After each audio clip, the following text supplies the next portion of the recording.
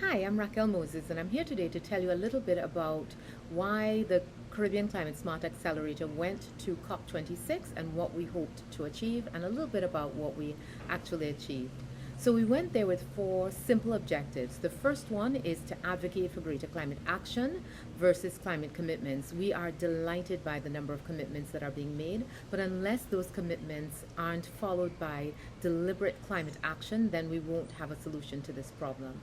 We also wanted to advocate for greater climate finance, both on adaptation and mitigation, especially related to small island developing nations as we are.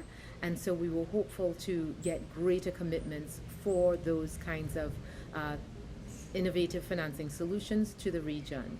Next, we wanted to showcase our resilience scorecard. We have 5 nations currently piloting the resilience scorecard, and we see it as a tool that can help nations to attract philanthropy as well as innovative finance and investment. And then finally, we wanted to match make some of our projects with some philanthropists and some money that might be available to get those projects moving. So we serve as a connector of all of the climate action across the region. So that was one of the things that we wanted to encourage. What we managed to achieve is that we made a number of different connections. We see that Alok Sharma has advocated for greater rigor in terms of measuring the commitments made by nations, and so we're excited about that.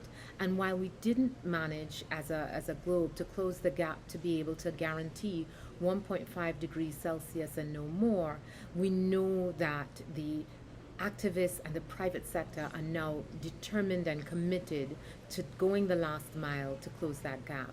So we had lots of commitments, lots of meetings with entrepreneurs, with suppliers, with donors, with media, with governments, and we think all of those things are going to help us to achieve our end objective.